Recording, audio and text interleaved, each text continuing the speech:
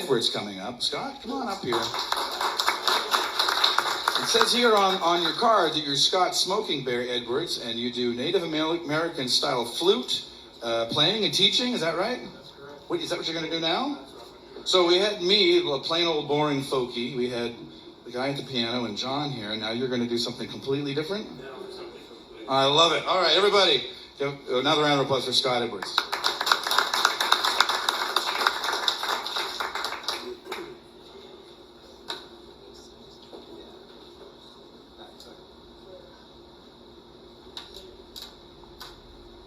Hang on a second, I'm not that tall.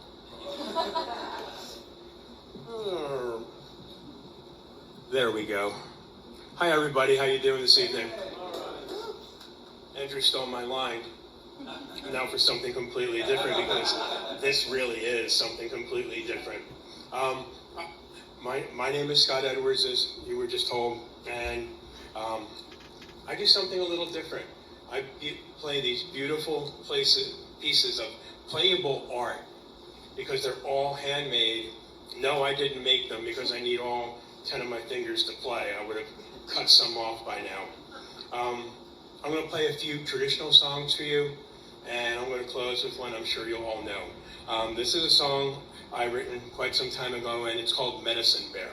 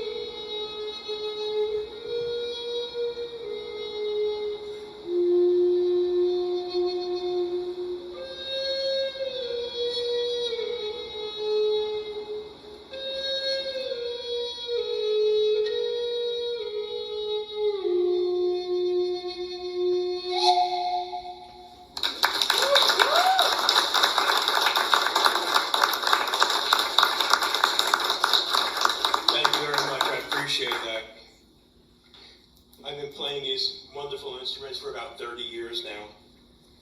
And every now and then a very special instrument crosses my path.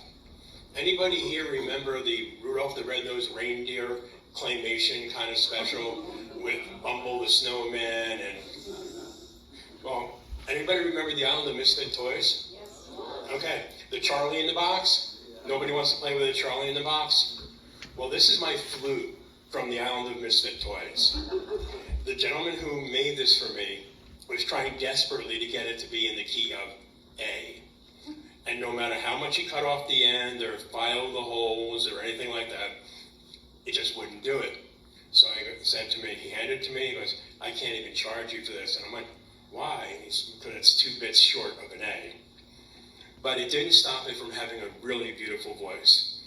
So I hope you enjoy.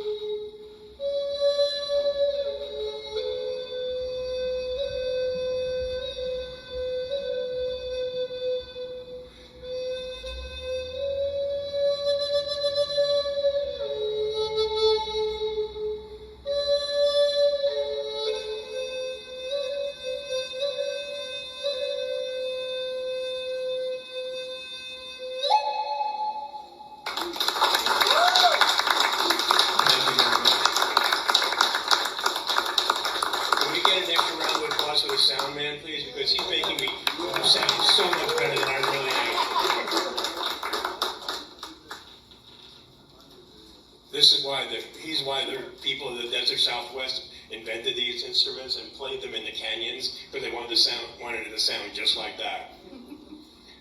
Many of the songs I play are traditional, and this instrument was usually an instrument of prayer or joy or things like that. Matter of fact, it was really wild. For the longest time, ethnomusicologists thought that this flute was kind of like the native interpretation of the recorder that was brought over from Europe. Wrong answer. Thank you very much for playing. They found these flutes that are over 2,000 years old. But it is an instrument of prayer and has been for a very long time. So I'm going to play a song tonight that I bet you most everybody in here knows.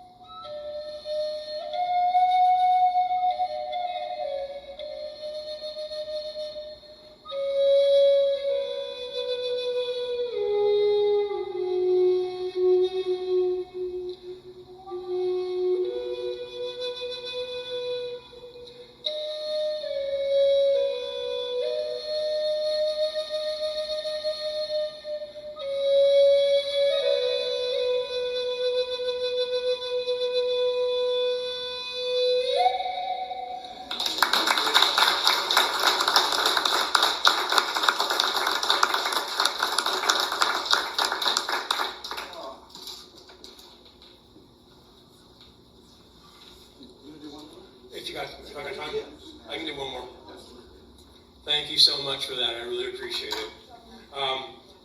One of the things I always like to share is that flute plays that song better than any flute I have ever heard in my life.